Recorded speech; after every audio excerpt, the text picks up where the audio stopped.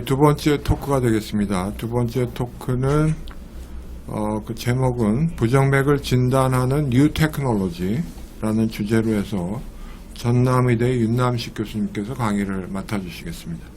윤남식 교수님 부탁드리겠습니다. 네, 소개 감사드립니다. 전남의대 윤남식입니다. 제가 말씀드릴 내용은 부정맥 진단의 테크놀로지에 대한 내용인데요. 일단 부정맥을 진단받는 환자분들이 팔피테이션을 호소하시죠. 이제 텍스트에 보면은 팔피테이션, 두근거림은 이런 식으로 되게 호소를 한다고 얘기가 돼 있거든요. 덤핑, 파운딩, 플러터링, 뭔가 파닥거리고 펑펑펑하고 뭐 이런 느낌인데 영어로 된 거라서 우리 환자들은 어떻게 느낄 것인가? 환자들은 되게 이렇게 표현을 합니다. 드드득 한다, 투둑, 톡톡, 드드득, 드드드드드드 여러 가지입니다. 흔들린다, 발딱거린다, 드드드드 하다가 쉬었다가 또 드드드드 한다, 뭐 다양하거든요. 근데 이런 것들이 실제 이제 팔피테이션입니다. 화면 주시겠습니까? 네, 계속 진행하도록 하겠습니다.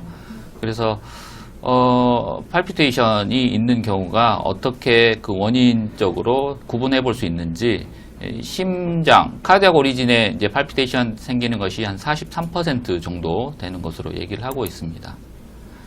각각의 경우에서 팔피테이션의 양상을 보고 어느 정도 이제 진단을 유추를 해볼 수 있거든요. 맥이 건너뛴다고 했었을 때는 어떤 액토피, 프리머처 비트 같은 것들이 있다든가, 제너럴 앵자이어티가 있었을 때 이런 경우에는 패닉 디소더 아닌가, 각각의 여러 상황이 있는데 보시는 것처럼 이런 상황에 맞춰서 클리니컬리 진단을 유추를 해볼 수가 있습니다. 하지만 이거는 이제 유추하는 거고요. 실제적으로 저희가 이제 진단 툴을 사용을 하게 되는 것이죠. 그래서 제 이제 강의가 뉴 테크놀로지인데, 그렇다면 이 기존에는 어떤 방법을 사용했었는지 한번 보겠습니다. 앞서 말씀드린 것처럼 환자 히스토리가 가장 중요합니다. 피지컬 이그잼하고 히스토리하고 서스테인 하는지, 인터미터한지, 레귤러한지, 이레귤러한지 이런 것들에 따라서 이게 프리머처 비트인지, SVT인지, VT인지, 에이트럴 피브레이션인지 이런 것들을 어느 정도 감별을 해낼 수가 있겠습니다. 이레귤러 비팅 있는 경우에는 앞서 말씀드린 것처럼 액토피, 그리고 에이트럴 피브레이션, 그리고 타키카디아가 어떤 블락이 동반되었을 때, 그럴 때 이레귤러 비팅을 볼 수가 있는 거고요. 방법적으로 이제 다시 돌아가서 가장 쉬운 방법이 팔페이션 하는 거죠. 팔페이션 해서 펄스가 어떻게 만져지는지 여러분 이렇게 해보시면 다 느끼실 수 있을 겁니다. 맥박을 실제로 느껴봤었을 때 레귤러 하면은 60회에서 한 100회 정도 뛰면서 레귤러 하면 정상인 거고요. 정의마다 좀 다를 수 있는데 50회 혹은 60회 미만이다고 하면 이제 브라디카디아라고 생각할 수가 있겠고, 100회가 넘으면 빈맥이다. 그리고 이렇게 불규칙한 맥박이 끼어드는 경우, 프리머처 비트가 가장 대표적인데 그런 경우도 느껴볼 수가 있습니다. 혈압계, 이게 통상 이제 가정에서 사용할 수 있는 혈압계인데요. 혈압계, 요즘 혈압계는 이제 수은주를 사용한 혈압계가 아니고 전자 혈압계지 않습니까? 그런 경우에 이제 커플을 팔에다 감아가지고 팔에서 이렇게 그 맥박이 뛰는 펄스를 이 기계가 감지를 합니다. 그래서 그 펄스가 없어지는지 생기는지 그걸 가지고 혈압을 이렇게 측정을 하는 거거든요. 근데 이제 펄스를 계속 트레이싱 하게 되니까 이 기계가 그게 이레귤러하다고 하면 부정맥이 있다고 이렇게 사인을 보여주는 그런 것도 있습니다. 물론 아주 정확도는 조금 떨어지긴 합니다만 그렇게 알아낼 수도 있다. 일반적인 그 부정맥의 접근 방법, 팔피테이션의 접근 방법은 피지컬 익잼하고 루틴 랩을 하고 환자가 얼마나 그 레귤러하게 데일리 심톰이 있는지, 데일리 심톰이 아닌지, 데일리 심톰이라면 홀터를 해볼 수가 있을 거고요. 데일리 심톰이 아니라면 이벤트 레코더 같은 거를 적용해 볼 수 있겠습니다. 이게 왼쪽에 보시는 게 지금 홀터 모니터링 24 hours 쓰는 거고요. 이게 오른쪽이 이제 이벤트 레코더입니다. 예전에는 이제 기억하시는 분도 아마 있으시겠지만 이런 장비들을 사용을 했습니다. 전화를 통해서 이렇게 그 트랜스미션 해가지고 그거를 인터프리테이션 하고 이런 방법을 많이 썼었거든요. 텔레모니터링, 트랜스 텔레포닉이란 많이 이제 그렇게 해서 이제 나오게 된 용어가 되겠습니다. 예전 방법이죠. 그리고 초창기 이거는 지금 싱글 채널 심전도인데요. 여기 보시면 아주 투박하게 생겼지만 잘 나왔다고 합니다. 저도 실제로 요거는 이제 그 박물관에서만 봤지만 요즘은 이제 12리드 ECG를 이렇게 사용을 하죠. 지금부터 뉴 테크놀로지를 한번 가보겠습니다. 홀터가 있는데 이거 너무 불편하다는 얘기죠. 그래서 싱글 채널 이렇게 패치형으로 된 ECG 레코더를 최근에는 이제 사용하고 있습니다. 그리고 웨어러블 ECG로 이렇게 조끼 형식으로 되어 있는 것도 있고요. 옷으로 되어 있는 것도 있고요. 요거는 이제 실제로 전기가 흐르는 그런 파이버로 되어 있는 그런 의류도 있고요. 요 베스트 같은 경우에는 요 부분이 지금 전도체로 된 그 섬유거든요. 그런 섬유를 통상 기존에 저희가 쓰고 있던 그런 ECG 리드를 대체하는 그런 겁니다. 그런 방법을 써서 컨티뉴어슬리 모니터링을 할 수가 있고요. 그리고 핸드헬드 ECG도 이렇게 있습니다. 원 채널인데 요거 이렇게 심전도가 보이는 것을 확인하실 수 있고, 환자가 손으로 들고 이렇게 가슴에 댈 수도 있고, 리드를 붙일 수도 있고, 손가락으로 할 수도 있고, 다양한 방법을 쓸 수가 있습니다.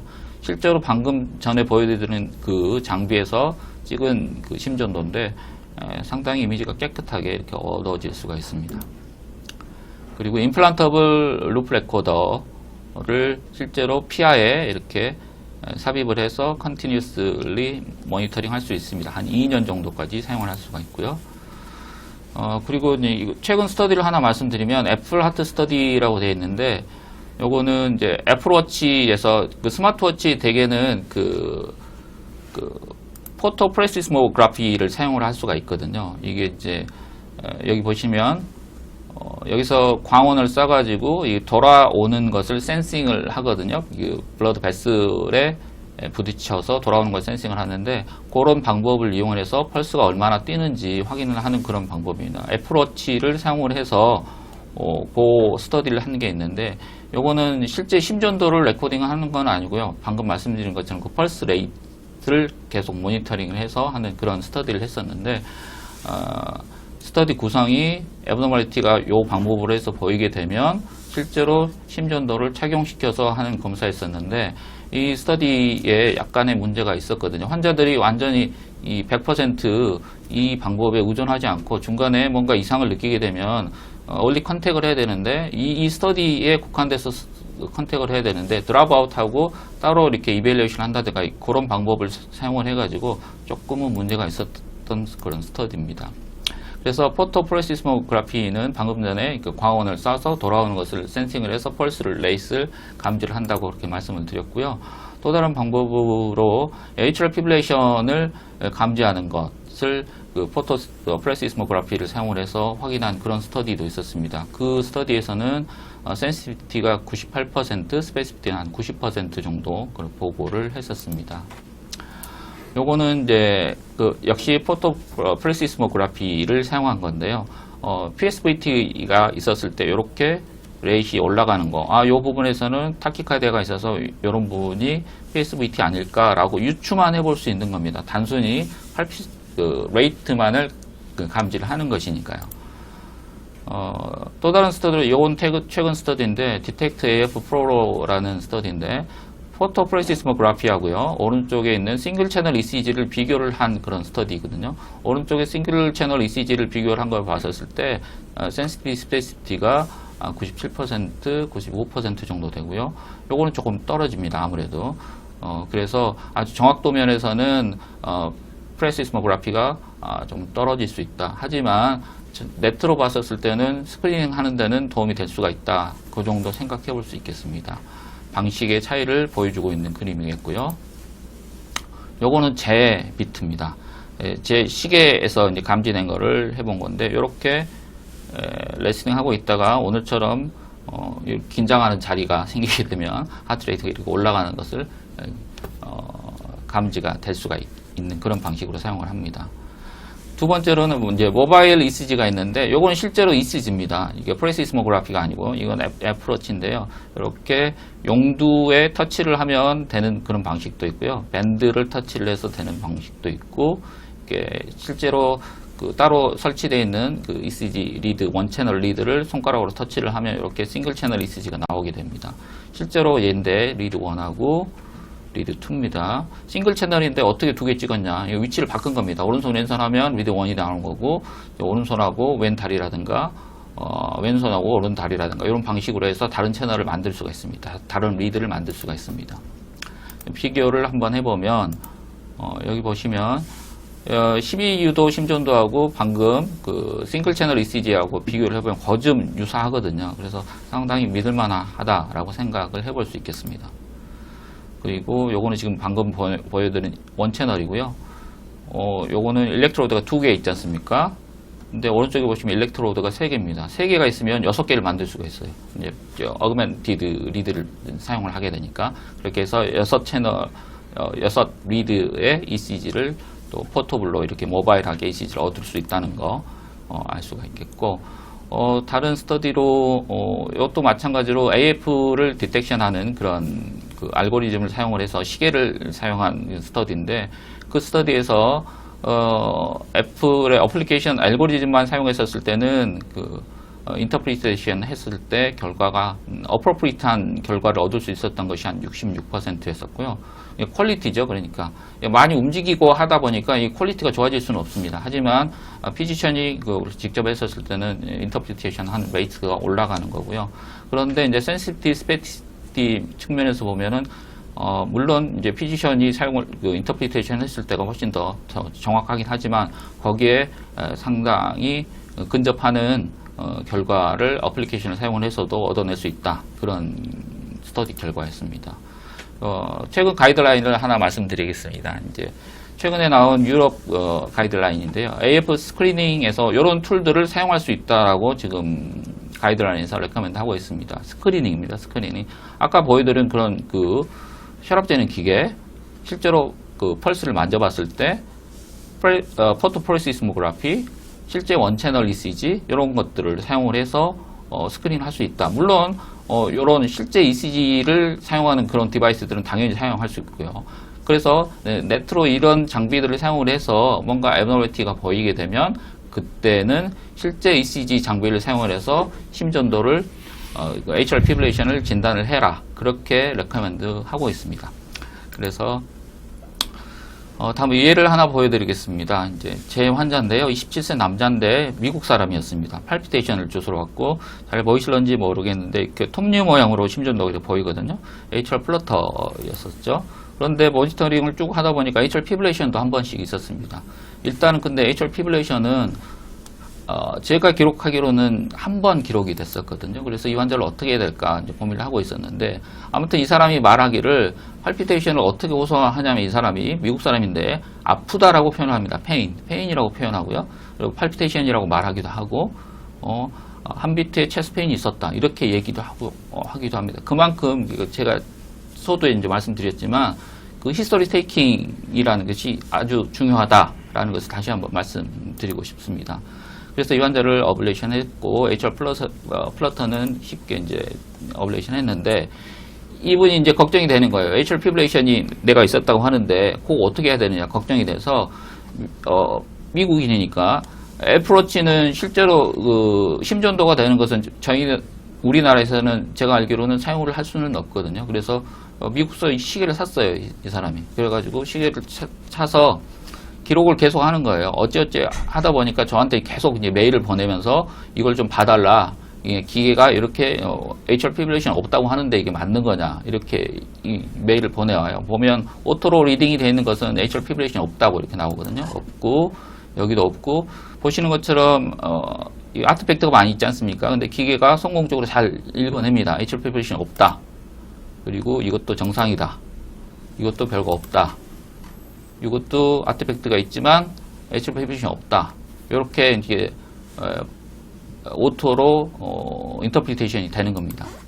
그래서 실제로 그 애플워치라든가 이런 포터블한 모바일한 디바이스들을 어느 정도는 믿을 수 있겠다. 믿어가는 쪽으로 점점 변해가고 있다. 이렇게 알 수가 있겠습니다. 요거는 저희 지역에서 이제 하고 있는 그 사업인데 HR 피브레이션이 지역민들에서 어느 정도 발생하고 있는지 그거를 이런 포터블한 디바이스를 통해서 저희가 HR 피브레이션을 감별을 하고 실제로 이상이 보이면 심전도를 찍어서 컨펌하는 그런 방향으로 해서 HR 피브레이션이 어느 정도 인시던스가 되는지를 지금 확인을 하고 있는 사업을 한번 진행해 봤습니다. 결론적으로 말씀드리면 펄스를 실제로 만져보고 ECG 그 스트립을 찍는 거 그런 것들이 65세 이상의 환자들에서 좀 필요하다. 그리고 아까 그런 디바이스들에서 애브노멀티가 보이게 되면 실제 심전도에서 30초 이상의 그 다큐멘테이션이 필요하다라고 말씀드릴 수 있겠습니다. 예, 제 발표는 여기까지 마치도록 하겠습니다. 네, 감사합니다. 좋은 강의 잘 들었습니다. 시간 관계상 질문은 제가 생각하기 하나 정도만 좀 부탁을 드릴까요? 예, 교수님 강의 정말 잘 들었습니다. 사실 이 새로운 테크놀로지라 그래서 그런지 질문하고 싶은 것도 굉장히 많고 공부한 것도 많은데 시간 관계상 한두 가지 정도만 질문을 드리겠습니다. 그 플래시스모그래피로 시계에서는 APB인지 아닌지 판단을 하는데 결국 그걸로 재는 거는 펄스기 때문에 이제 P웨이브를 볼 수 없다는 게 제일 큰 단점일 것 같은데요. 그냥 이레귤라리티만 갖고 판단을 할 텐데 그런 이제 스마트워치에서 플래시스모그래피로 APB라고 한 것을 어느 정도 우리가 신뢰하고 그거에 베이스해서 치료를 할 수 있을 것인지 그걸 한 가지 궁금하고요. 둘째로는 이제 스마트워치로 지금 심전도를 찍을 수 있는 기술이 다 있는 걸로 알고 있는데 아직 우리나라에서는 안 되는 걸로 들었는데요. 나중에는 될 것인지 혹시 언제쯤 될 수 있는지 아시는지 여쭤보고 싶습니다. 아까 스터디 결과에서도 잠깐 말씀드렸었는데 플래시스모그래피에서 그 HR 피브레이션을 진단하는 게 단순히 이레귤라리티만 보고 하는 그런 방법은 아닌 것 같고요. 정확한 그 메커니즘하고 작동 방법까지는 제가 알지는 못하겠지만 AI 기술을 사용을 한 그런 스터디가 있거든요. 그래서 그 AI 기술을 사용을 해서 딥러닝이라고 하죠. 그런 방법을 사용을 해서 그 알고리즘을 돌렸었을 때 HR 피브레이션의 진단율이 아까 말씀드린 것처럼 피지션이 인터프리테이션 했던 것에 물론 조금 떨어집니다. 하지만 근접하고 있다. 이렇게 말씀드릴 수 있을 것 같고요. 실제 이제 워치에서 심전도가 만들어지는 것은 기술적으로는 현실적으로 가능하지 않습니까? 아시다시피. 근데 이제 우리나라는 무슨 전파법이라든가 아니면 원격 진료라든가 이런 문제들 때문에 조금은 좀 시간이 걸리지 않을까라고 생각이 됩니다.